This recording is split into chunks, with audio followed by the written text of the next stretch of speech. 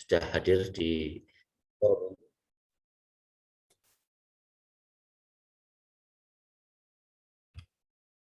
Bapak, para hadir semua yang ikut gabung dalam acara takziah virtual malam hari ini yang saya hormati. Wabil khusus kepada keluarga almarhum Bapak Haji Muhammad Ridwan, Bu Untari beserta seluruh keluarga besarnya, anak-anak dan cucunya yang saya hormati. Pada kesempatan yang berbahagia ini, marilah kita pertama menjadikan puji dan syukur kehadirat Allah bahwa kita masih diberi kekuatan iman, diberi kesehatan, sehingga bisa bertemu walau lewat virtual. Dan mudah-mudahan kondisi yang semacam ini akan segera berlalu, sehingga kita bisa melaksanakan kegiatan seperti sedia kala. Amin. Tak lupa salawat salam semoga terlimpah kepada junjungan kita Nabi besar Muhammad Sallallahu Alaihi Wasallam yang telah melimpahkan nikmat yang luar biasa kepada kita, minat dzulumati ila nur. Bapak dan saudara sekalian saya hormati, malam hari ini pimpinan daerah Muhammadiyah Kabupaten Batang dalam rangka ikut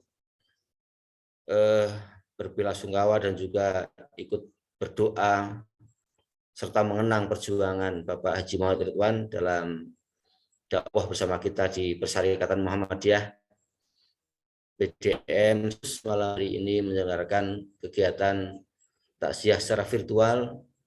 Pada sebetulnya kita akan melaksanakan secara di luar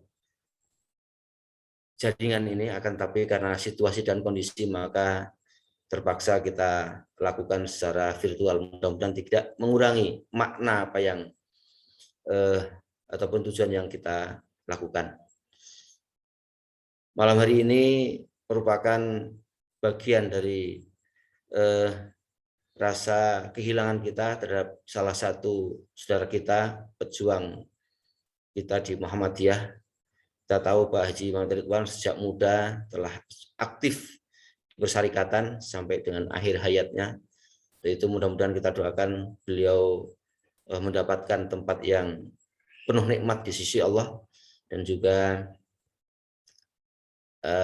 mendapatkan pahala ataupun imbalan yang lebih dari apa yang sudah dilakukan selama hidupnya.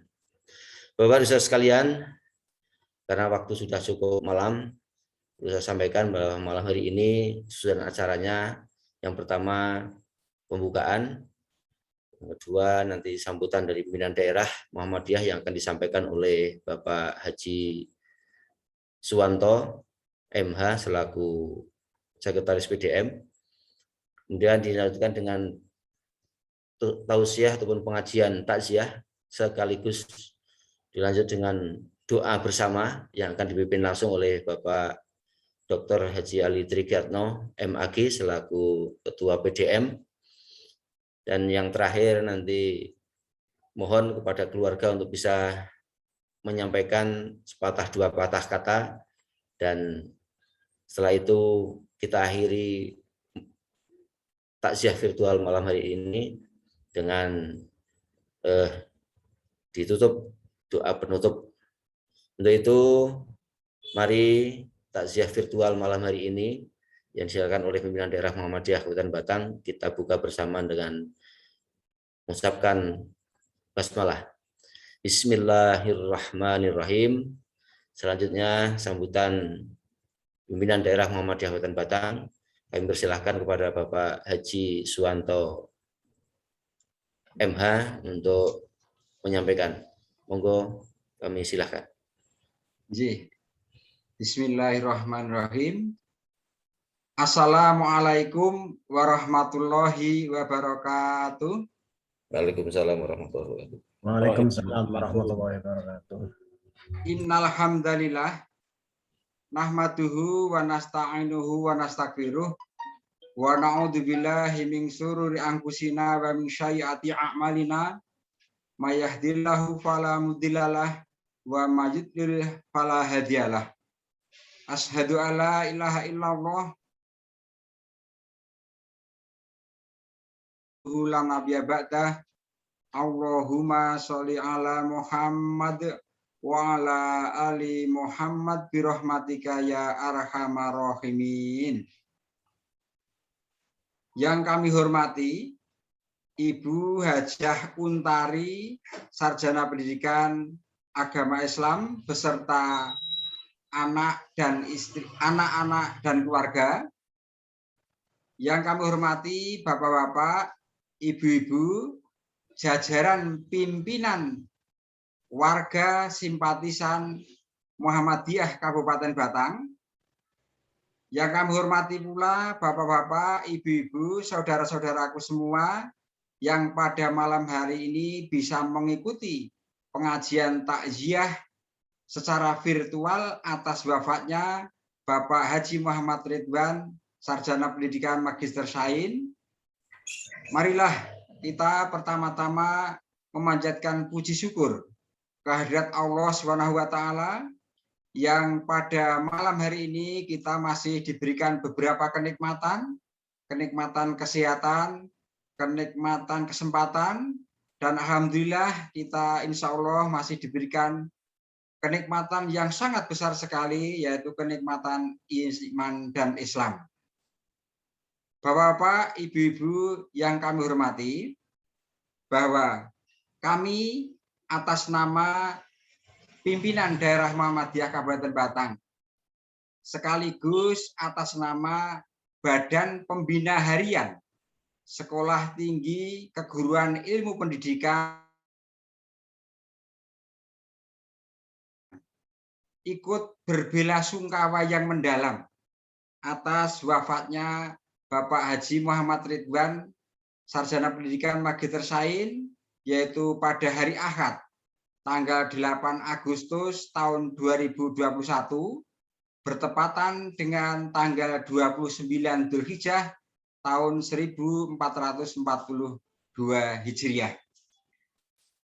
Bapak-bapak, ibu-ibu yang kami hormati, tidak lupa kami ikut mendoakan kepada saudara-saudara kita semua, warga, pimpinan, simpatisan yang mungkin pada saat ini lagi mendapatkan cobaan Allah berupa sakit, barangkali kurang enak badan. Mudah-mudahan Allah Subhanahu wa taala segera memberikan kesehatannya. Demikian pula yang mengalami kesempitan, mudah-mudahan Allah Subhanahu wa taala juga segera meringankan beban yang ada pada diri kita dan keluarga kita, keluarga besar Perserikatan Muhammadiyah di Kabupaten Batang. Bapak-bapak, ibu-ibu yang kami hormati serta insya Allah dirahmati oleh Allah Subhanahu wa taala, kita mengetahui bersama bahwa semua kematian itu adalah hak prerogatif Allah Subhanahu wa taala. Bahwa Allah juga memberikan petunjuk kepada kita semua di dalam surat Yunus ayat 49. A'udzubillahi minasyaitonirrajim. Likuli umatin ajal. Idza jaa ajaluhum fala yastakhiruna sa'atan wala yastaqdimun. Bahwa setiap manusia itu akan menemui ajal. Dan apabila ajal itu sudah datang, maka kita tidak bisa mendahulukan atau mengakhirkan sesaat pun. Tadi kita ketahui bersama bahwa Bapak Haji Muhammad Ridwan pada hari Ahad, tepatnya tadi malam pukul 3.30, beliau menghadap Allah Subhanahu wa taala dengan tenang. Nah, mudah-mudahan beliau mendapatkan ampunan dari Allah Subhanahu wa taala, ditempatkan di sisinya dengan tempat yang mulia di alam barzahnya, dan kelak menjadi mislu syahid dan ditetapkan oleh Allah Subhanahu wa taala sebagai husnul khotimah. Dan keluarga yang ditinggalkan, Ibu Hajah Untari beserta putra-putrinya, mudah-mudahan diberikan kesabaran dan ketabahan atas ujian tersebut dan bisa meneruskan perjuangan keluarga dari Bapak Haji Muhammad Ridwan. Hadirin yang dimuliakan Allah, peserta pengajian takziah virtual yang insya Allah dirahmati Allah Subhanahu wa taala, bahwa Bapak Haji Muhammad Ridwan ketika menjalani kehidupan di dunia, selain menjalankan tugas-tugas kedinasan dalam kehidupannya, beliau sangat berjuang sekali di dalam gerakan dakwah Muhammadiyah di Kabupaten Batang.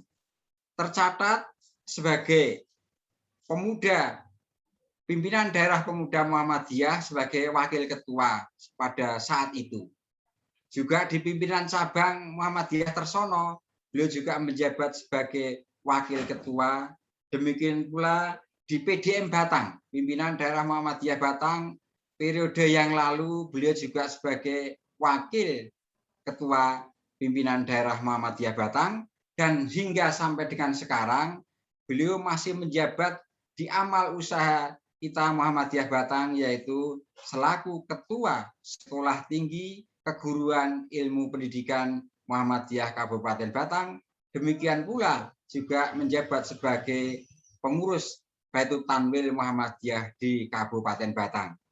Semua amal-amal usaha atau semua amal perbuatannya ini mudah-mudahan mendapatkan sebagai catatan, sebagai amal soleh yang bisa mengantarkan nanti menghadap Allah Subhanahu wa taala dengan tulus, dengan mulus di hadapan Allah sebagai syuhada, sebagai husnul khotimah.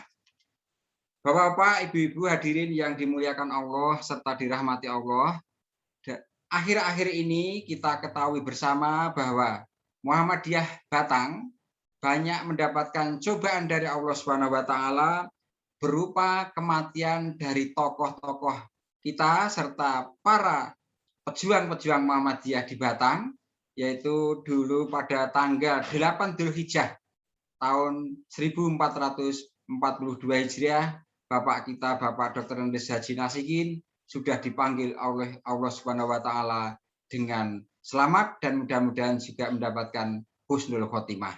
Demikian pula para tokoh, para warga simpatisan Muhammadiyah di Batang, ada Pak almarhum Basuki, ada Pak almarhum Bapak Hadi Wibowo, Bapak Haji Abdullah Subah, dan tadi siang, tadi malam oleh itu Bapak Haji Muhammad Ridwan dipanggil oleh Yang Maha Kuasa, yang pemilik manusia, yaitu Allah Subhanahu wa taala.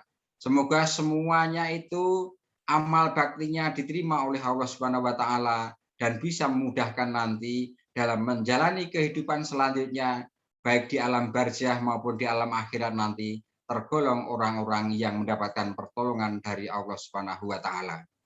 Dan kami semua selaku jajaran Muhammadiyah yang masih diberikan kesempatan untuk beribadah, kami berharap mudah-mudahan setelah peninggalan beliau-beliau ini, kita nanti bisa meneruskan perjuangan gerakan dakwah Muhammadiyah di Kabupaten Batang yang pada amanat musda periode Muktamar 47 dulu kita mempunyai PR besar, yaitu berdirinya Rumah Sakit Islam PKU Muhammadiyah, dan alhamdulillah ini masih dalam taraf pembangunan yang belum selesai dan mudah-mudahan juga segera selesai dan Allah nanti memberikan pertolongan dengan mudah.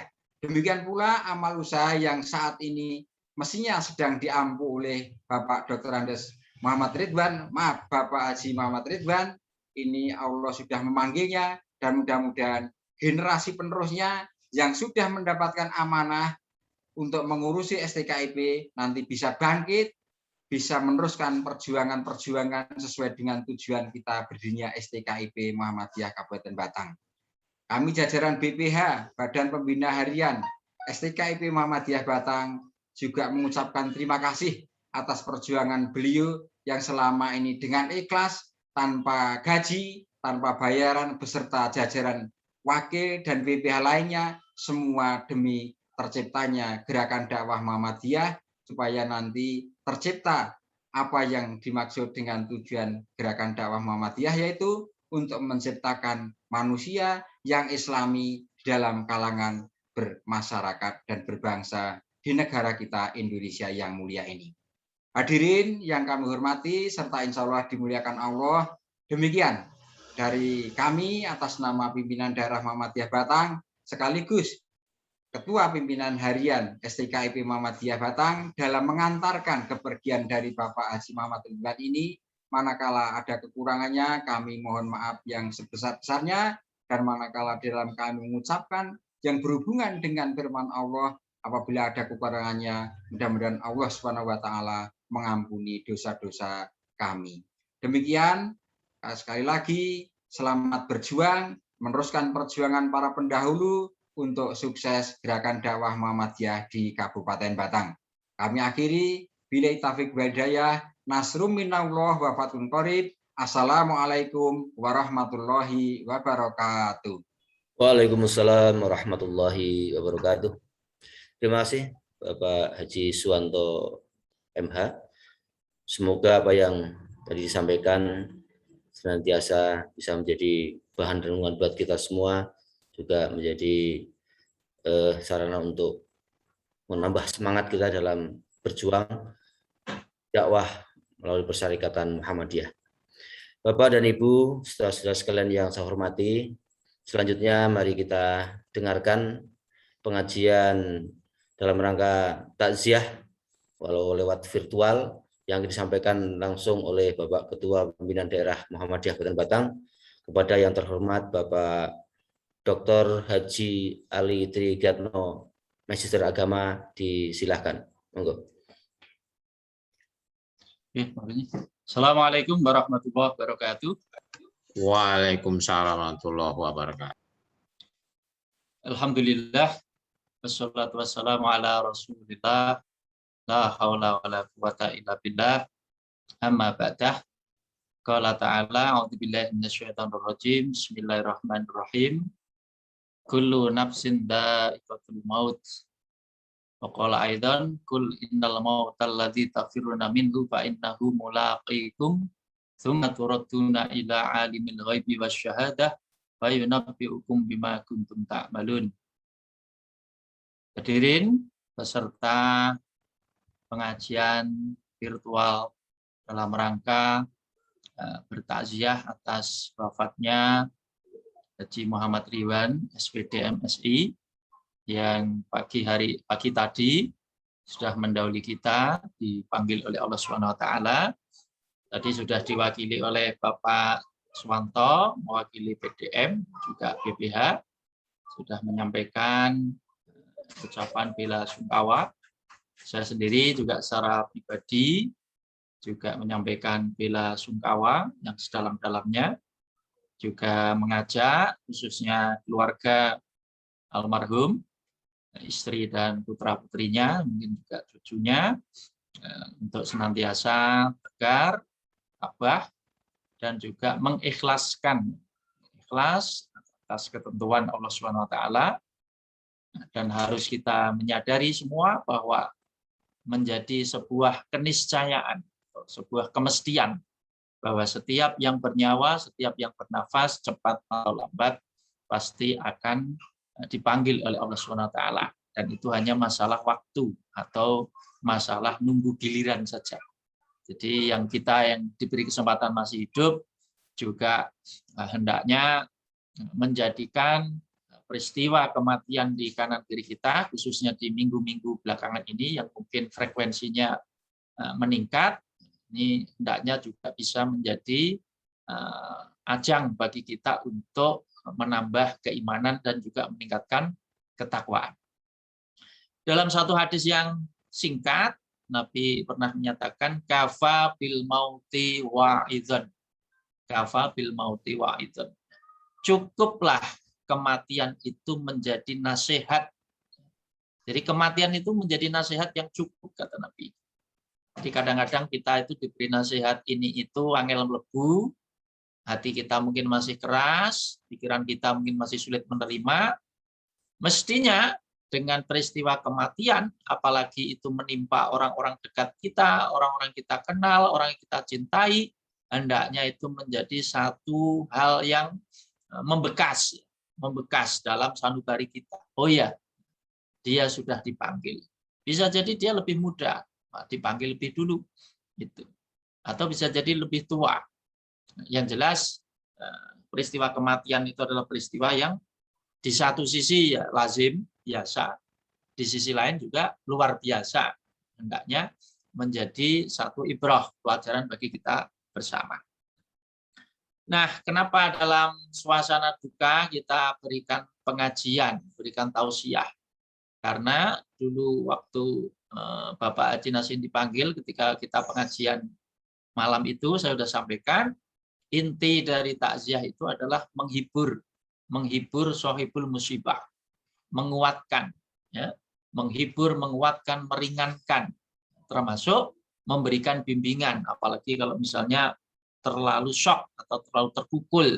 Tugas kita adalah membantu, meringankan, membimbing. Nah, pada kesempatan malam ini juga saya menyadari bahwa dalam suasana berkabung itu menerima nasihat itu saya yakin lebih berkesan atau lebih mudah. Karena suasana batinnya ini adalah suasana orang ya prihatin, ya berkabung. Jadi diberi nasihat itu lebih mudah masuk, insya Allah begitu. Nah, itu. Maka dari itu, tema malam hari ini adalah, izinkan saya share screen.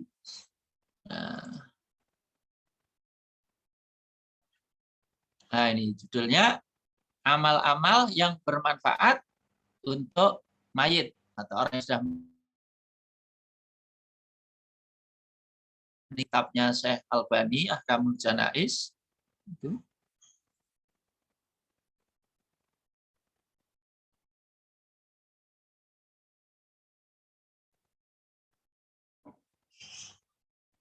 Kok ada keterangan crash rate repot. Yang jauh Pak Rahmat masih bisa kelihatan ya, masih terdengar suara. Terdengar, Pak. Masih. Terdengar. Normal ya? Ya. PPT-nya juga kelihatan. Oh, jadi saya lanjutkan. Jadi tema ini untuk memberikan pemahaman kepada warga kita khususnya. Kadang-kadang mereka kan bertanya-tanya sebenarnya amalan yang masih bermanfaat untuk orang yang sudah meninggal berdasarkan petunjuk yang sahih dan shoreh itu apa saja. Nah, ini perlunya kita sampaikan materi ini. Nanti bisa kita share gitu ya. Karena tentu kita ini hidup di tengah-tengah komunitas yang lintas ormas. Bahkan ya jujur kita akui ya kita ini minoritas. Sehingga warga kita kadang-kadang kan melihat kanan kiri kita kayak kok ngelakoni ini, kayak kok ngamal ini, Muhammadiyah kok ora. Itu kadang-kadang kan bisa jadi mereka bimbang atau ragu dan sebagainya.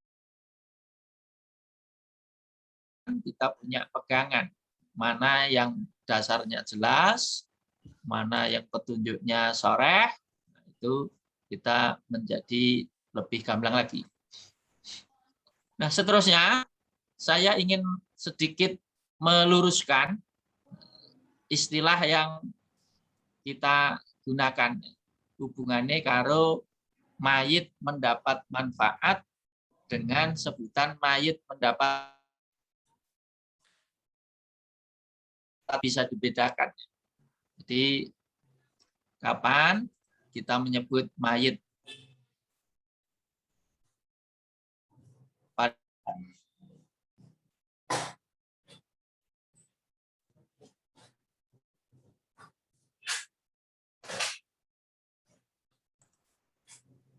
agak crash ya. Tadi sempat agak crash.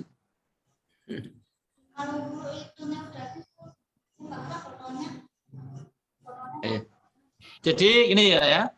Jadi supaya kita tidak salah paham, mana yang kategori mayit dapat manfaat dan mana yang kategori mayit dapat pahala. Ini saya buat ilustrasi. Jadi kalau ada kata-kata gini ya, mayit dapat manfaat dari amalan orang hidup. Nah, contohnya apa? Contohnya adalah ketika kita menyolatkan jenazah. Ketika kita menyolatkan jenazah, itu artinya mayit mendapat manfaat dari amalan orang hidup. Jangan salah paham, mayit mendapat pahala. Karena yang dapat pahala itu yang sholat. Karena dia yang beramal. Tapi mayit dapat manfaat. Manfaat apa? Ya dari doa yang dipanjatkan itu. Jadi jangan langsung disimpulkan, loh ini bukti ini kirim pahala iso. Dikira langsung disimpulkan kirim pahala itu ungkapan yang tepat, mayit mendapat manfaat. Contoh yang kedua, doa misalnya ya. Kita masih hidup mendoakan orang yang sudah meninggal. Itu juga istilahnya mayit mendapat manfaat dari doa orang yang masih hidup. Mendoakan itu tidak identik dengan kirim pahala. Yang dapat pahala yang mendoakan, karena dia yang beramal. Sementara mayit di situ tidak beramal. Dia pasif, tapi mendapat manfaat. Nah, ilustrasi lebih jelasnya ini. Kalau saya memberi sedekah misalnya 50.000 kepada pengemis, pengemis itu mendapat manfaat dari saya. Nah, yang dapat pahala siapa? Yang bersedekah. Jadi pengemis tidak dapat pahala, pengemis kok dapat pahala.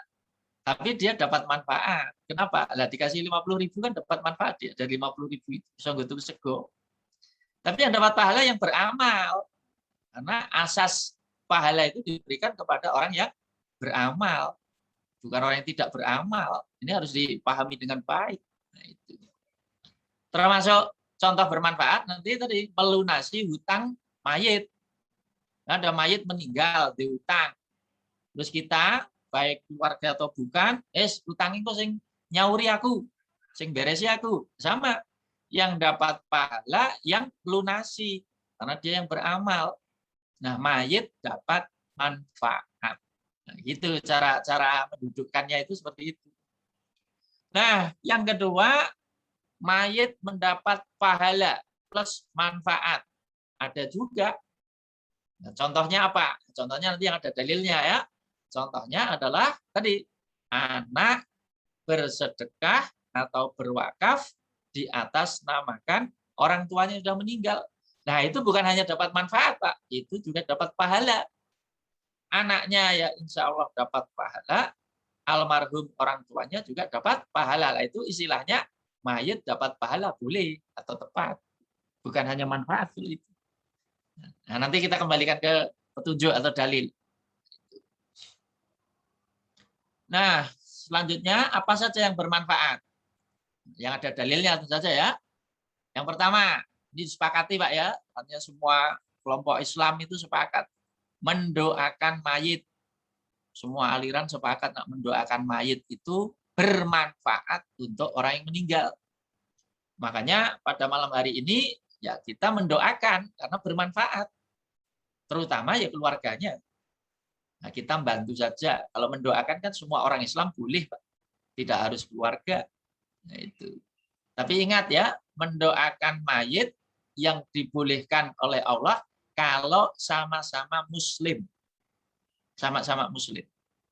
Kalau nyun sewu, misalnya ya anaknya Islam, orang tuanya non, meninggal, ya nyun sewu dalam agama kita tidak dibenarkan mendoakan. Apalagi memintakan ampun. Nah, wis telat. Wis telat itu ya sudah selesai. Itu. Tapi kalau masih hidup, silahkan didoakan semoga dapat hidayah. Boleh mendoakan baik. Ketika masih hidup didoakan sehat, panjang umur, ya boleh-boleh saja. Itu kemanusiaan. Tapi kalau sudah meninggal, terus didoakan supaya dosanya diampuni, dimasukkan surga, lah itu mengada-ada. Orang sudah jelas-jelas kafir, didoakan masuk surga, diampuni dosanya. Nah, itu mengada-ada. Kalau ini tidak saya kupas agak panjang lebar, karena dalilnya begitu cetha ya. Ayate, hadise, bahwa orang hidup disuruh mendoakan orang yang mati. Itu dalilnya cetha. Tapi kadang-kadang nyun sewu kita sok dibalik juga. Kadang-kadang malah dibalik begini Pak. Wong urip malah jaluk didongake wong mati. Ini juga ya, nyun sewu kalau dipaham Muhammadiyah ya bertolak belakang. Yang ada tuntunannya itu orang hidup mendoakan orang mati, tapi kadang-kadang ada orang mengajarkan orang hidup malah diajak meminta didoakan orang mati. Ini yang dipaham Muhammadiyah tidak dibenarkan. Ya, untuk doa dalilnya oke, jadi sudah tidak ada keraguan, Pak. Saya lagi dalam konteks doa kita tidak kirim pahala, tetapi memberi manfaat. Jadi bukan mengirim pahala, memberi manfaat. Nah, kalau doa kita dikabulkan, ya bermanfaat untuk mayit itu. Nah, di sini juga sekalian saya terangkan, bedanya apa kirim donga karo kirim Fatihah atau kirim Yasin, kan gitu kan? Nah, itu. Kenapa kalau di Muhammadiyah kok orang ngaji terus ganjarannya dikirim ke? Karena itu tadi, antara berdoa dengan kirim pahala, ya beda jauh. Yang namanya berdoa itu meminta, memohon kepada Allah. Nah, kalau kirim pahala beda lagi. Kalau kita memohon kepada Allah, ya lihat saja isinya apa. Ya Allah, ampunilah dosanya. Terus Allah bilang, ya dosanya saya ampuni karena doamu. Nah, manfaat itu bermanfaat untuk mayit. Tapi pertanyaannya, mana pahala yang dikirim? Mana pahala yang dikirim? Wong itu permohonan kok tiba-tiba ditafsirkan kirim pahala. Nah, di situ tidak ada kirim pahala. Di situ yang ada permohonan. Nah, itu. Nah, sedang kalau orang kirim pahala, bahasanya misalnya tadi, ya Allah, saya baca Fatihah, saya baca Yasin, pahalanya untuk yang mati. Nah, itu kirim pahala. Masalahnya nanti tadi petunjuknya, tuntunannya, hadisnya, dalilnya mana, kan gitu. Kalau ada meyakinkan, ya kita amalkan. Kalau tidak ada, kalau hanya sekedar kias-kiasan, ya nanti dulu kita mendahulukan yang petunjuknya jelas. Itu yang dasarnya jelas. Itu. Ya, itu tentang doa. Buktinya banyak itu ya. Ketika kita masuk kuburan juga salam, berdoa. Tunjukkan bahwa doa itu diajarkan dan masyru'. Dalam sholat jenazah mayoritas isinya doa juga. Itu. Ya, banyak sekali ya doa ya. Termasuk masuk makam ya. Oke, itu yang pertama ya. Jadi amal yang bermanfaat untuk orang yang sudah meninggal adalah doa. Yang kedua, amal yang bermanfaat untuk mayit adalah melunasi hutang-hutangnya. Melunasi hutang puasa dulu. Terutama puasa wajib, puasa nadar. Puasa nadar terutama ya. Jadi kalau ada orang tua kita misalnya punya hutang puasa, terutama puasa nadar, itu urung sempatnya hutang kok sudah meninggal. Nah, itu ahli warisnya singkang dan itu bermanfaat, hanya bisa melunasi. Kalau tidak dilunasi ya namanya utang. Utang ya masih ditagih, harus dilunasi. Walaupun di sini ada khilafiyah. Ya, ada kemungkinannya ADHD, ada kemungkinannya. Yang penting pastikan dulu. Jadi sedikit ada khilafiyah ya di kalangan ulama. Khilafiyah itu perbedaan pendapat. Ada yang berfatwa hutang puasa dibayar dengan puasa ahli warisnya. Ini mazhab Syafi'i, Ibnu Hazm. Tapi ada juga yang hutang puasa dibayar dengan fidyah. Kalau puasa nadar baru dibayar dengan puasa. Ahmad bin Hambal. Tapi yang jelas ya ada dasarnya, ada dalilnya. Jadi kalau ada uang nyarutang ke poso orang tuanya, ada dasarnya. Walaupun ada sedikit. Yang ketiga, amal yang bermanfaat untuk orang yang sudah meninggal adalah membayarkan hutang mayit. Hutang di sini konteksnya hutang karo uang, termasuk hutang duit. Kalau ini tidak harus ahli waris, Pak ya. Siapa saja boleh. Jadi kalau ada orang meninggal dunia, utangi urung dianggap lunas. Jangan buat undang-undang sendiri. Mana aku mati sudah ditagih. Tidak bisa. Namanya utang itu tetap utang walaupun sudah meninggal. Nah, kalau sudah meninggal sing ditagih sapa? Ya sing ditagih ahli waris atau tinggalane membayar sih. Jadi sebelum harta peninggalannya dibagi, prioritasnya adalah untuk nyarutang. Makanya perlu diumumkan, perlu. Jangan hanya basa-basi. Jadi ketika kita melepas jenazah, terus ada pengumuman, siapa yang punya utang dengan almarhum, silakan menghubungi keluarganya. Itu hendaknya betul-betul tulus, bukan hanya sekedar basa-basi. Nanti utang tenan ditagih malah muni-muni misalnya. Padahal itu kewajiban. Nah, itu. Dan ini sekali lagi, kalau lunasi utang tidak mesti keluarga, atau tidak mesti ahli waris. Tapi tentu yang lebih pantas untuk nyarutang dulu ya ahli warisnya. Tapi kalau ahli warisnya kangelan, wong liya bantu, ya boleh-boleh saja, tidak harus ahli waris. Kalau Pak Kepala Desa kok melasi wargaku, hutange akeh ora iso nyarutang, engko sing lunasi tak bantu separuh aku, Pak Kepala Desa begitu boleh-boleh saja. Tidak harus ahli waris kalau ini.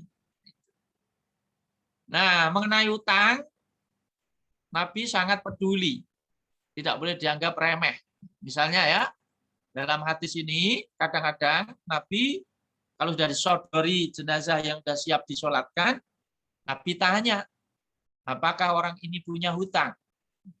Kalau dijawab punya, kalau dijawab tidak, Nabi segera menyolatkan. Imami maksudnya.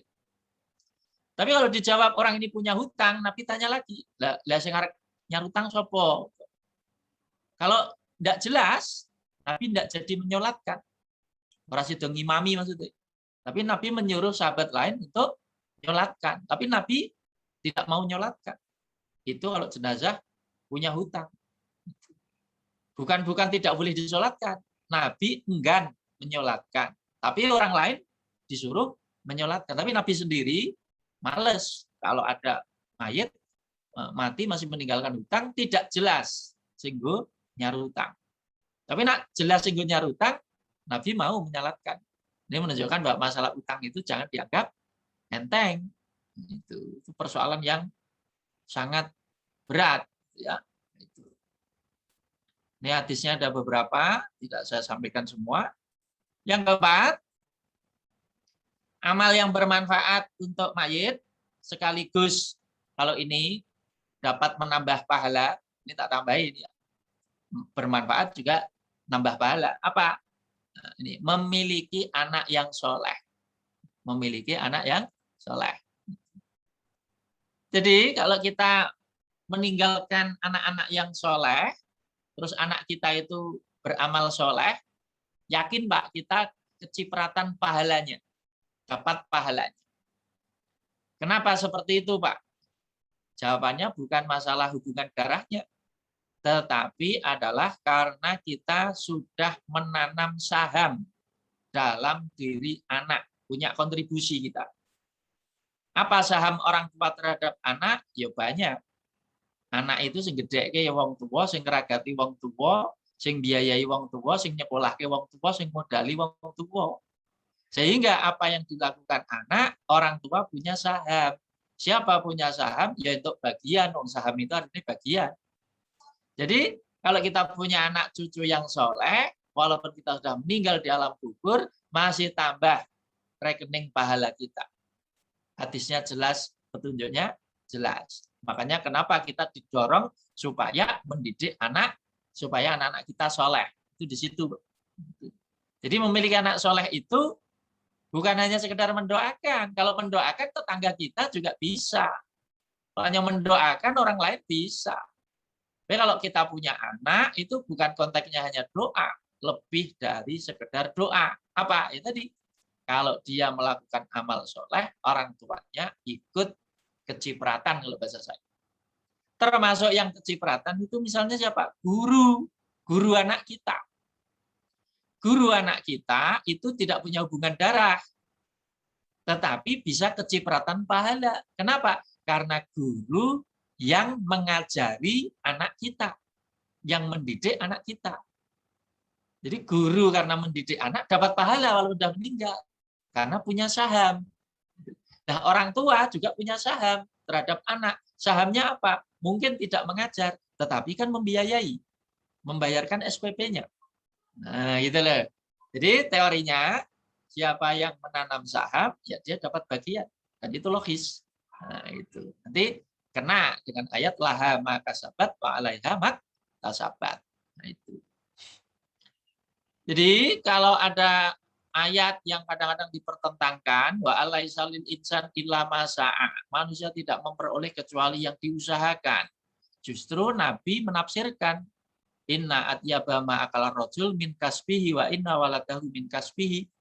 Sesungguhnya perkara yang paling bagus dimakan seseorang adalah dari jerih payahnya sendiri.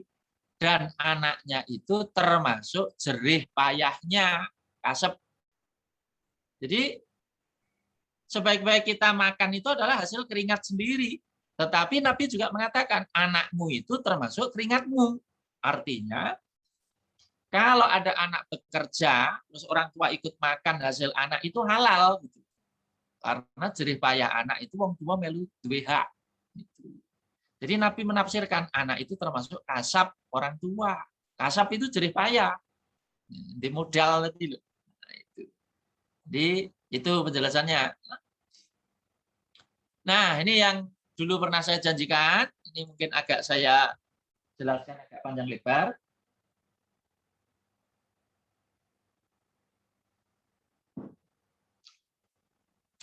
Tadi juga sebagian materi sudah saya share di grup kajian tarjih online ya.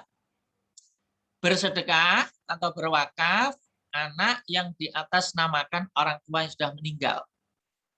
Hadisnya banyak. Hadisnya banyak, tidak hanya satu.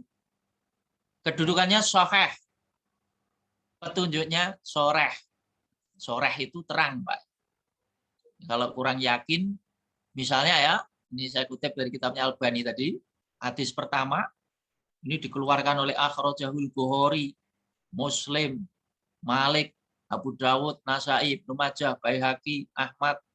Ahli-ahli hadis yang terkenal meriwayatkan semua ini. Nah, itu. Intinya apa? Nah, coba saya artikan ya.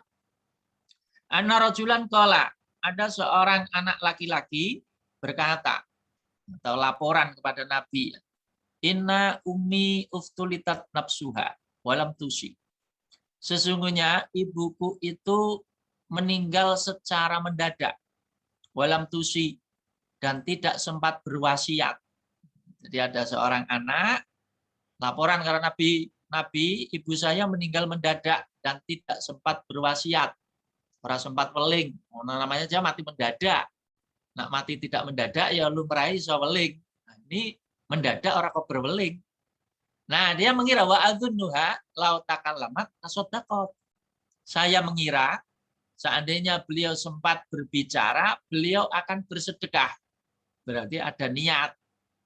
Pertanyaannya, fahal laha ajrun in tasaddaqtu anha waliya ajrun. Maka apakah bagi ibu saya itu dapat pahala jika aku bersedekah atas namanya? Dan juga bagi saya apakah juga dapat pahala? Ini sisipan saja dari penulis ya. Qala, Nabi menjawab, na'am, ya, fatasaddaq anha, bersedekahlah atas namanya. Nah, jadi hadis ini dari sisi kesahihan jelas sahih. Dari sisi petunjuk, soreh, terang. Terangnya di mana? Ya tadi. Ada anak konsultasi. Ibu saya mati mendadak. Tidak sempat wasiat. Saya mengira kalau beliau sempat bicara, beliau akan bersedekah. Nah, kalau saya yang melanjutkan sekarang, hanya beliau sudah mati, sekarang saya mau sedekah atas nama beliau, apakah beliau dapat pahala? Pertanyaannya ajrun, Pak. Ajrun itu pahala. Ini konteksnya tidak manfaat, tapi yang ditanyakan apakah beliau dapat pahala. Nabi jelas menjawab di sini, na'am, iya. Kurang terang apa? Jawabannya yo itu kok, kurang terang apa? Kata sedekah Anda, bersedekahlah kamu untuk dia. Jadi ini petunjuknya jelas sekali, hanya tidak usah ragu-ragu. Hadis berikutnya mirip-mirip. Ini mirip-mirip ya. Dia sahabat ini namanya Ibnu Sa'ad bin Ubadah. Ibunya meninggal. Waktu ibunya meninggal, dia tidak di sisi ibunya. Maksudnya pas neng adoh. Terus dia menemui Nabi. Ya Rasulullah, inna ummi tufiyat. Wahai Rasulullah, ibuku sudah meninggal. Wa ana ghaibun anha, pada waktu itu aku tidak di sisinya. Fahal yang fauha in tasaddaqtu bi syai'in anha. Apakah bermanfaat? Nah, ini pertanyaannya bermanfaat ya. Kalau hadis yang pertama tadi dapat pahala enggak? Kalau ini pertanyaannya, apakah ada manfaatnya? Kalau aku bersedekah sesuatu untuk beliau. Qala, Nabi menjawab, na'am, iya, bermanfaat. Yang pertama tadi, apakah dapat pahala? Iya. Nah, terus orang itu berkata, qala, kemudian orang itu berkata, fa inni ushiduka anna khaital mikhraf shadaqatun 'alaiha. Maka saksikan wahai Rasul bahwasanya kebunku ini yang penuh buah ini saya wakafkan, saya sedekahkan atas nama beliau. Konkret, Pak. Jadi orang tanya, orang mengtekok langsung dipraktekin. Jadi sahabat ini matur, ibu saya kok meninggal mendadak, saya pas tidak di rumah. Seandainya saya bersedekah sesuatu, apa ada manfaatnya untuk ibu saya atau Nabi? Nabi menjawab, iya, bermanfaat. Nah, langsung orang itu bilang, kebun saya itu Nabi, yang sekarang itu sudah berbuah ini, saya wakafkan atas nama beliau. Konkret, Pak. Jadi konsultasi langsung dipraktekin. Nah, itu. Nah, di sini dilihatkan siapa? Ini Bukhari disebut beberapa kali, Abu Dawud, Nasai, Tirmidzi, Baihaqi, Ahmad. Jadi banyak sekali. Nah, hadis-hadis yang mirip masih ada nih. At-talis, hadis yang ketiga. Ini yang keempat. Banyak, intinya sama, Pak. Intinya sama, bermanfaat atau sampai. Nah, kemudian kita lihat penjelasan Imam Asy-Syaukani hubungannya dengan sebagian orang ragu-ragu. Terutama kalau orang sudah baca bukunya Al-Hasan, kadang-kadang sulit diyakinkan. Dia mengira itu paham Muhammadiyah, sebenarnya yang dia ikuti itu pahami Al-Hasan. Atau kalau di Solo itu Nyun pahami MTA. Apa? Dia kadang-kadang menabrakkan dengan hadis, dengan ayat tadi. Wa allaisa lil insan illa ma sa'a. Manusia tidak memperoleh apa-apa kecuali yang ia usahakan. Nah, di sini kan sebenarnya usahakan. Tadi kan sudah dijawab. Lah, anak itu kan usaha orang tua. Kok dipertentangkan gimana? Anak itu usaha orang tua. Lah, ayatnya kan bilang, orang tidak memperoleh sesuatu kecuali yang dia usahakan. Kalau kita jawab, ya usahanya orang tua, Pak. Lah, makanya kalau anak beramal, orang tua untuk ganjaran. Lah, bertentangannya di mana? Ya tidak ada terang seperti itu, dianggap orang masuk akal ini. Termasuk tadi loh, Pak, guru didik murid. Misalnya murid ora iso salat, diajari karo gurune iso salat. Terus muridnya salat, iso salat, mergo diajari guru, gurune dapat pahala. Kenapa kok dapat pahala? Karena usaha. Usahanya apa? Lah ngajari tadi. Itulah. Nah, kalau uang tua karo anak, usahanya apa? Nah, usahanya ngeragati tadi. Antar jemput. Nah, TPK kan waktu antar jemput. Gojeki, bayari SPP, nih nyangoni, nukokke buku. Lah kowe ora usaha. Masa sing entuk ganjaran gurune tok. Wong tuane sing ngeterke ora entuk ganjaran. Jadi logis, yang dianggap tidak logis itu loh. Menerima keterangan ini kok angel ke sebagian orang. Menurut saya ini gampang. Jadi kalau ada anak beramal untuk orang tua kok sampai, penjelasannya tadi. Karena anak itu termasuk usaha orang tua. Jadi tidak bertentangan dengan ayat. Ini termasuk penegasan Imam Asy-Syaukani ya. Jadi antara ayat dan hadis tadi tidak ada pertentangan. Hadis tadi itu hanya memperinci. Atau kalau bisa juga dianggap sebagai mukhasis ya. Pengkhususan saja. Tapi tadi Pak, tetap ada catatan di sini. Yang dikaitkan dengan pahala hanya anak terhadap orang tua. Kenapa? Karena hadis tadi hanya bicara anak terhadap orang tua. Maksudnya, ojo terus tonggone melok-melok gitu loh. Ojo terus wong liya melok-melok. Ya aku tak sedekah atas nama tonggoku. Ya, nanti dulu. Hadis-hadis tadi itu semua cerita anak karo wong tua kok.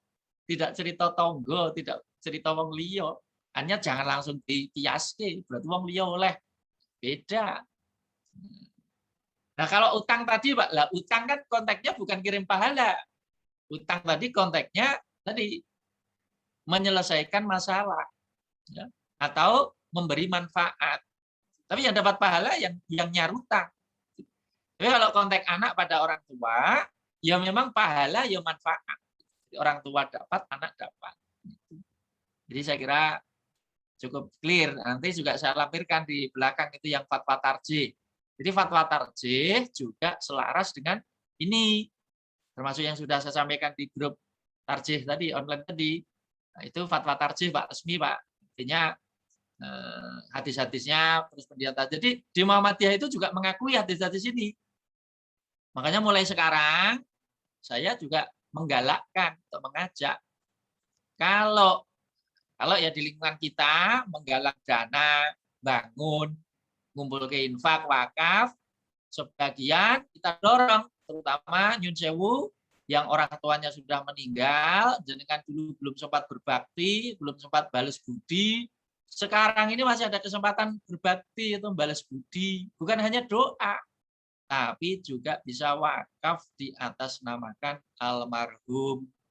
Jadi boleh saja nanti, ini saya atas nama almarhum 5 juta, untuk saya sendiri 3 juta misalnya, boleh. Ini untuk atas nama almarhum ibu saya, sekian. Nanti yang saya sendiri ini, boleh seperti itu. Nanti kita dorong. Tapi yang ngaji dulu, jangan gujuk-gujuk diajak ngamal. Kalau urung ngaji saya, ya cok ragu-ragu, atau cok ora percaya, atau cok maidu. Udah baca sendiri, ngaji sendiri, tahu sendiri, harapan saya ya yakin. Orang itu ragu-ragu. Nah, itu. Jadi paham tarjih atau paham Muhammadiyah itu mengakui hadis-hadis ini. Yang tidak mengakui itu nyun sewu, ahasan, persis, atau kalau di Solo MTA. MTA tidak mengakui hadis-hadis ini, dianggap bertentangan dengan ayat. Tetapi kalau majelis tarjih mengakui hadis-hadis tadi karena sahih dan petunjuknya terang. Itu.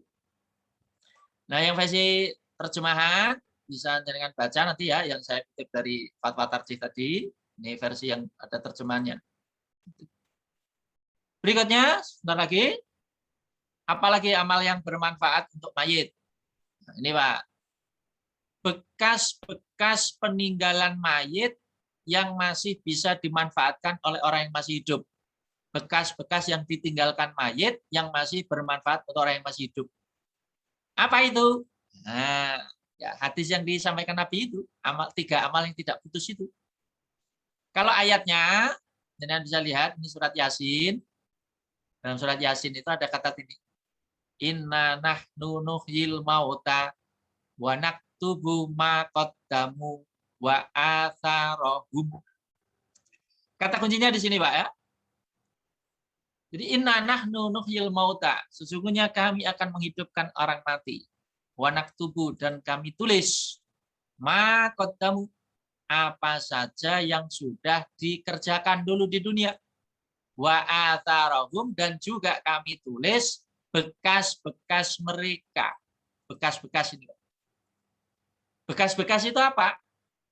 Kalau saya baca asbabun nuzulnya, bekas-bekas itu ternyata rada sepele, Pak. Apa?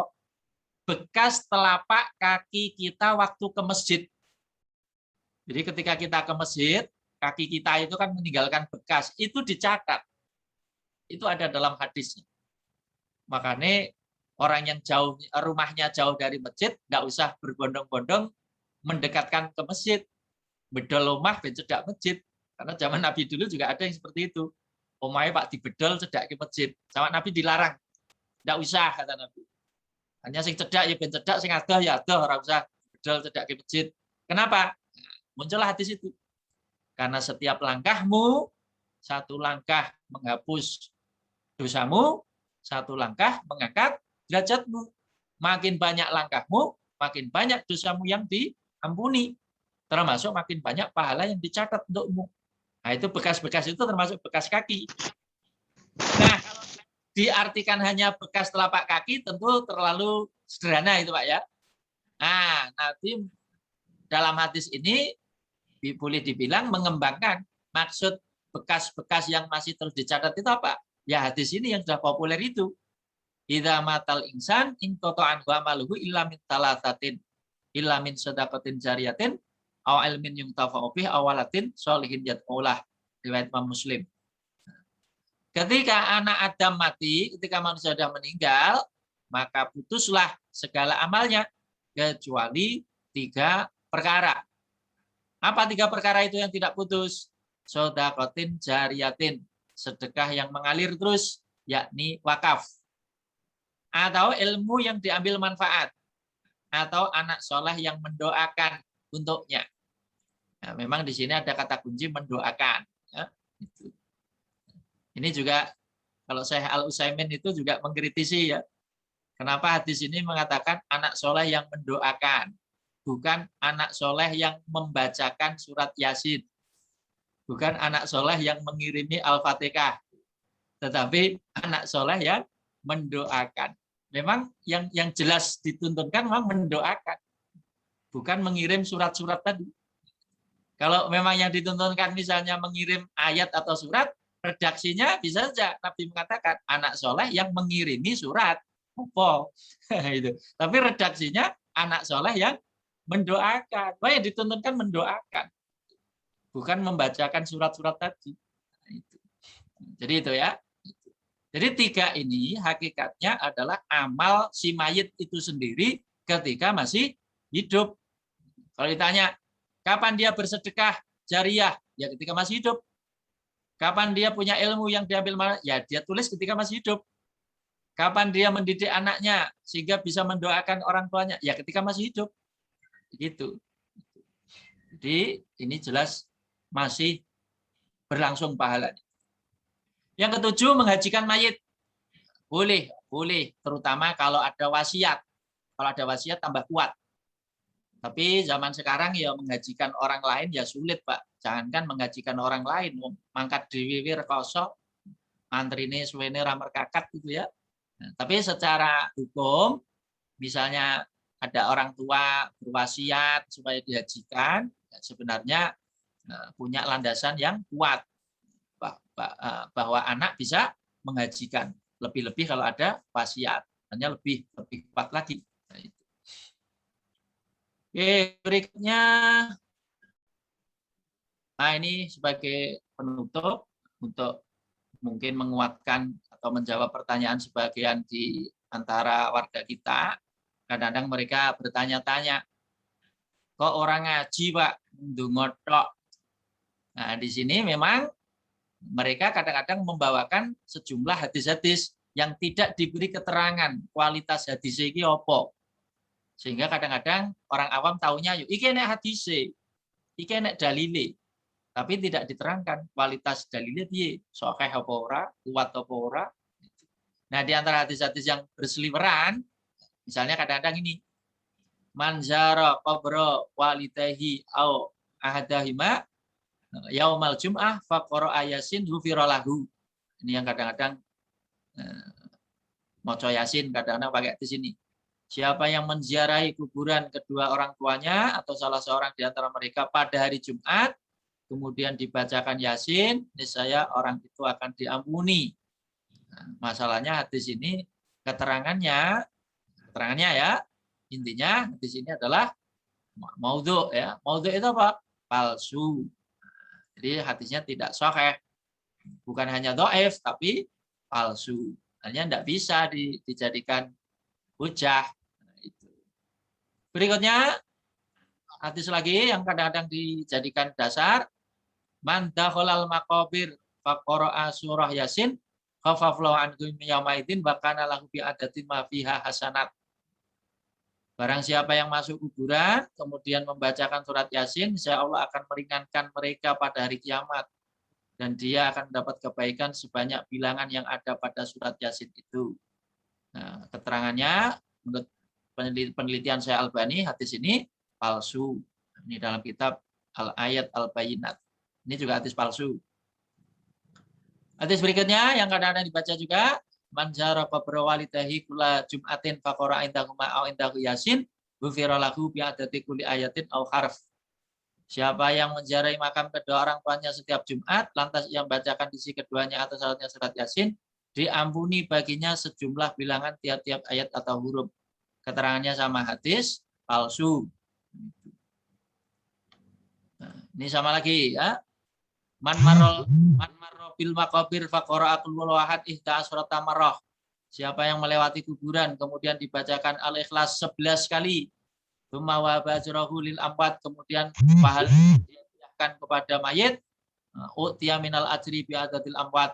Dia akan diberi pahala sejumlah mayit yang dikubur di situ. Ini juga keterangannya Pak, hadis palsu. Jadi kebanyakan hadis-hadis yang dipakai itu hadis palsu atau dhaif. Nah ini kalau ini dhaif, tidak sampai palsu ya. Ada hadis ini, Iqra'u Yasin ala mautakum, bacakan Yasin kepada orang. Nah ini tafsirnya ada dua, mautakum itu orang yang sudah mati, atau mautakum itu orang yang akan mati. Ada yang memahami orang yang mau mati. Makanya sebagian orang kalau ada orang mau mati diwaca ke Yasin. Alasannya apa? Nak urip bentang urip, nak mati ya bentang mati. Nah, ini agak lucu juga. Masa ono surat fungsinya gue nyepet ke wong mati. Jadi ini juga hadisnya dhaif ya, hadis yang lemah. Tapi ada juga memahami betul-betul orang sudah mati ini. Tapi sekali lagi hadis ini dihukumi lemah. Nah, hanya tidak sahih. Ini diantara penjelasannya. Penutup mengadani mayit. Kadang-kadang juga sebagian ketika mayit dimasukkan ke liang lahat, diadani. Ini dalilnya atau hadisnya, kalau pakai hadis ini hadisnya juga sama, palsu, maudhu. Nah, kalau dikiaskan dengan adzan bayi yang baru lahir, oleh Ibnu Hajar Al-Haytami, ditolak atau dibantah. Jadi kalau ada mayit dimasukkan yang lahat diadani, dianalogikan dengan bayi yang baru lahir, katanya anak bayi baru lahir disambut dengan adzan, nah nanti kalau meninggal dunia juga dilepas dengan adzan. Kata beliau, analogi ini mengada-ada. Dilihat dari mana ada kesamaannya itu. Sehingga Ibnu Hajar ini ulama mazhab Syafi'i ya, termasuk ulama besar mazhab Syafi'i, dengan terang mengatakan biqaulihi huwa bid'ah. Artinya tidak dituntunkan atau tidak sunnah. Saya kira ini saja Bapak Ibu yang dirahmati Allah, dalam rangka pengajian virtual takziah dalam rangka wafatnya Bapak Haji Ridwan. Semoga ada manfaatnya, dan sebagai penutup kita akhiri dengan doa, karena doa tadi yang jelas petunjuknya ada manfaatnya, dan kita juga punya keyakinan Pak, logikanya orang yang suka menanam dia akan memetik, orang yang suka mendoakan kita juga yakin suatu saat insya Allah seandainya kita misalnya juga sudah meninggal, insya Allah kita juga akan banyak yang mendoakan.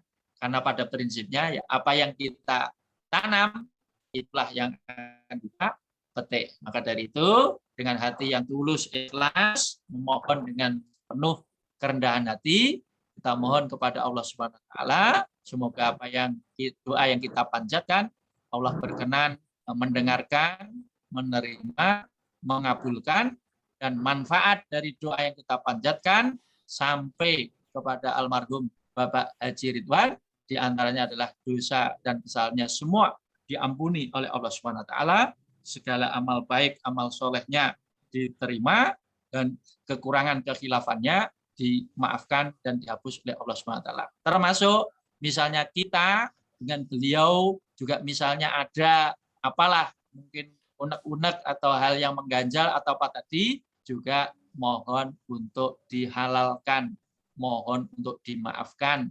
Seandainya misalnya ada utang piutang, jenengan mau tagih, monggo, itu lebih baik daripada ora ditagih ning ya ora ngiklaske. Nah, itu malah menyulitkan orang. Jadi nak tagih, tagih saja. Diikhlaskan saja. Tapi jangan nanggung ya. Nanggung tadi ditagih ora, tapi diikhlaskan ya ora. Nah, itu melas, Pak. Itu. Baik, mari kita tundukkan hati sejenak.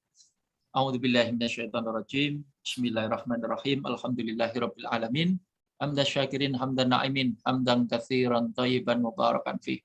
Allahumma inna nasyhadu annaka la ilaha illa antal ahad as-samad alladzi lam yalid wa lam yulad wa lam yakul lahu kufuwan ahad.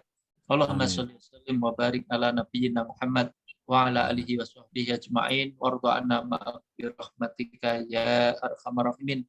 Allahumma ighfir lana dzunubana wa khotoyana kullaha wa li walidina wa li masyayikhina wa li jamil mu'minina wal mu'minat wal muslimina wal muslimat al ahya'i minhum wal amwat innaka sami'un qaribun mujibud da'wat ya qadiyal hajat. Rabbana ighfir lana wa li ikhwanina alladziina sabaquna bil iman wa la taj'al fi qulubina illa lil ladzina amanu rabbana innaka ra'ufur rahim.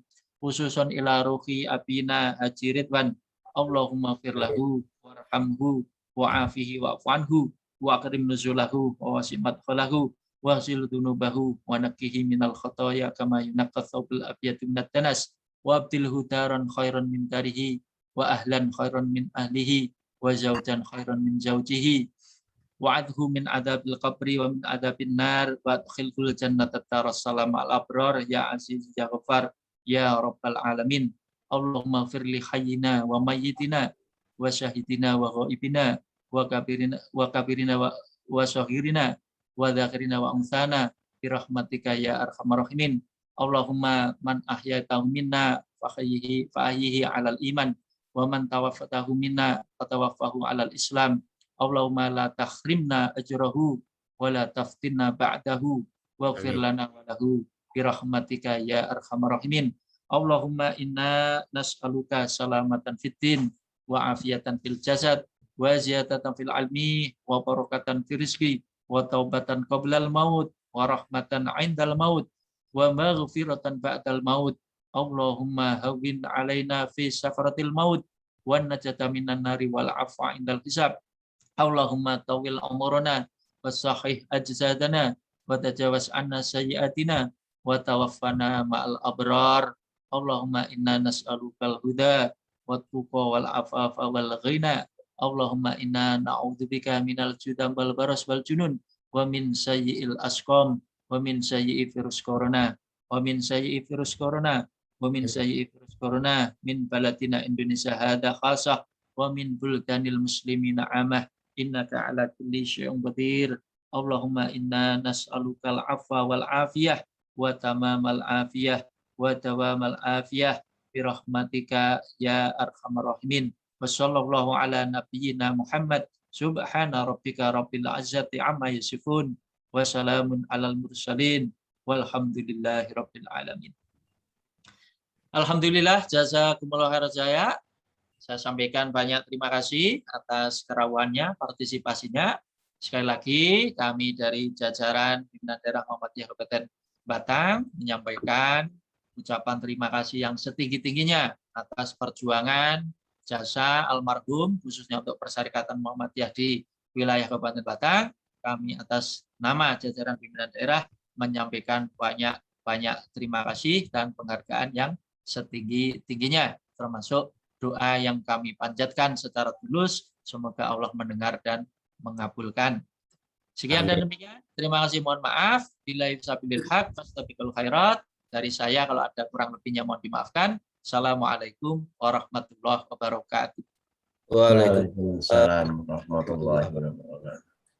Terima kasih pada Idri Kirno, Bapak dan Ibu saudara sekalian yang saya hormati. Demikian tadi cukup jelas, cekto, dan bisa menjadikan bahan bagi kita untuk semakin mantap ketika ada di tengah-tengah berbagai hal di masyarakat kita. Mari kita coba amalkan sesuai dengan yang dipahami oleh Persyarikatan Muhammadiyah dalam hal menghadapi kematian dan yang lain. Selanjutnya, mohon maaf ini ada pertanyaan sebetulnya dari Dr. Tadi, barangkali nanti bisa di kajian tarjih Ustaz Ali. Karena masih ada satu acara lagi, barangkali nanti dari keluarga, maka jelasan dari pertanyaan itu, jawaban dari pertanyaan. Grup saja, grup tarjih mawon. Tarjih, okay. Baik, Bapak dan Saudara sekalian, selanjutnya acara yang ketiga yaitu yang keempat, yaitu sepatah dua patah kata dari keluarga besar Bapak Haji almarhum Haji Muhammad Ridwan. Barangkali Mas Bowo atau yang lain, monggo saya persilahkan untuk menyampaikan hal-hal yang bisa disampaikan pada forum ini dengan Bapak yang hadir melalui virtual ini. Monggo pada keluarga Pak almarhum Haji Ridwan disilakan. Mas Bowo atau mungkin Mbak Dian masih ada di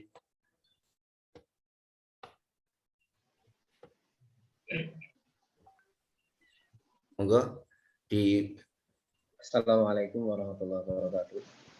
Waalaikumsalam. Warahmatullahi wabarakatuh. Yang kami hormati segenap pimpinan daerah Kabupaten Batang, pimpinan Muhammadiyah. Yang kami hormati segenap pimpinan cabang Muhammadiyah Tersono.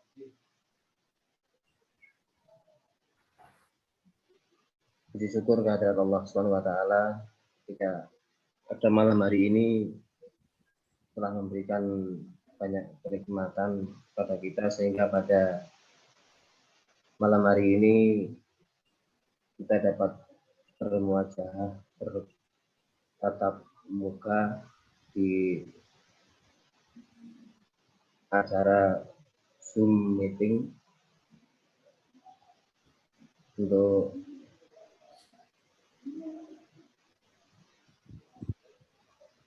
acara takziah almarhum orang tua kami, yaitu Bapak Haji Muhammad Ridwan. Kami dari keluarga hanya bisa mengucapkan banyak-banyak terima kasih pada saudara, kepada sahabat-sahabat Bapak yang ada di grup ini.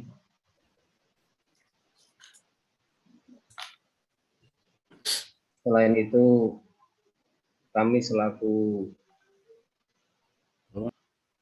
perwakilan dari keluarga hanya bisa mengucapkan mohon maaf yang sebesar-besarnya apabila selama Bapak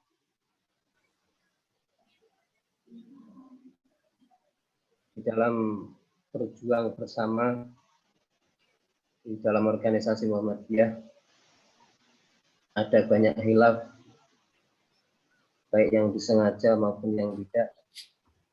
Kami mohon maaf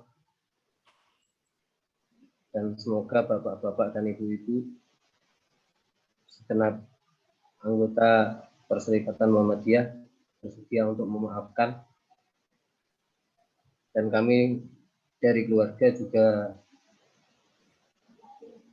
mohon maaf apabila dari kami juga banyak kekurangan, baik dari penyambutan tadi yang sempat ke rumah,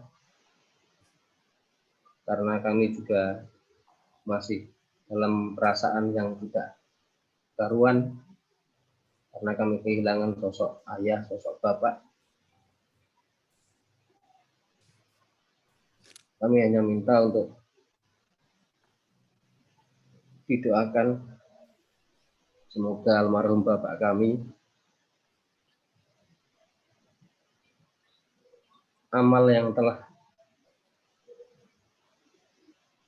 dilaksanakan terutama di dalam Perserikatan Muhammadiyah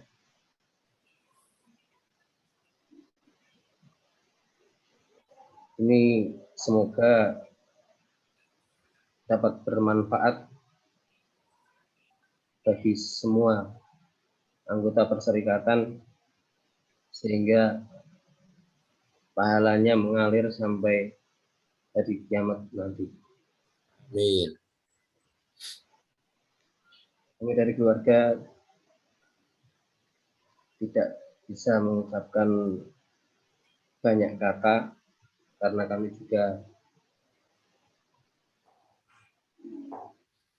masih dalam keadaan yang seperti ini. Sekali lagi kami hanya mengucapkan banyak-banyak terima kasih kepada jajaran pimpinan daerah Muhammadiyah Kabupaten Batang. Kami hanya ingin berpesan apa yang sudah diperjuangkan oleh almarhum Bapak untuk kita lanjutkan bersama-sama perjuangannya sehingga masih bisa bermanfaat untuk Perserikatan Muhammadiyah. Sekali lagi kami mohon maaf apabila banyak kata-kata yang kurang berkenan di hati Bapak Ibu. Kami mohon maaf yang sebesar-besarnya. Sekian apa yang dapat kami sampaikan.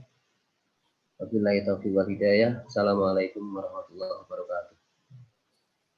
Waalaikumsalam warahmatullahi wabarakatuh. Terima kasih Mas Bowo yang telah mewakili keluarga. Sekali lagi mudah-mudahan almarhum diberikan tempat yang terbaik oleh Allah di sisinya, dan kita yang masih diberi kesadaran Allah bisa melanjutkan perjuangan beliau. Bapak dan Ibu serta saudara sekalian yang saya hormati, tiba saatnya kita berada di penghujung acara karena waktu sudah lebih dari jam 9. Mudah-mudahan apa yang Bapak dan Ibu sekalian ikuti malam hari ini bisa memberikan manfaat dan juga mendapatkan ridho dan dinilai ibadah di hadapan Allah Subhanahu wa Ta'ala. Marilah acara takziah virtual malam hari ini kita akhiri bersama dengan membaca doa kafaratul majelis. Bismillahirrahmanirrahim. Subhanakallahumma wa bihamdika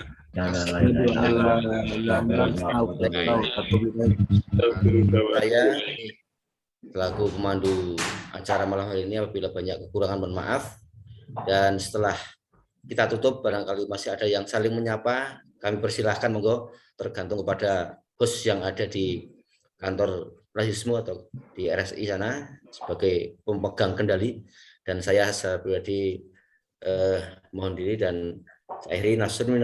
Assalamualaikum warahmatullahi wabarakatuh. Waalaikumsalam warahmatullahi wabarakatuh. Matur nuwun Pak Rohmat. Sami-sami Pak, monggo Ih, boleh saling menyapa barangkali masih kangen-kangenan. Suara peduk. Assalamualaikum Pak Taadi, matur nuwun. Terima kasih untuk semua yang sudah hadir, ya. Ada Pak Rizkon, Bu Kelvia dan yang lain, monggo. Terima kasih. Assalamualaikum Pak Haji Suwanto. Alhamdulillah, waalaikumsalam Pak Rizko, untuk semuanya sajalah. Hai, alhamdulillah. Alhamdulillah Pak Haji. Pun monggo, kami mohon diri mau bergabung dengan Kaba Pak ya. Sama, saya juga mau bergabung dengan Kaba. Assalamualaikum warahmatullahi wabarakatuh. Waalaikumsalam warahmatullahi wabarakatuh. Monggo saya juga pamit. Monggo. Assalamualaikum.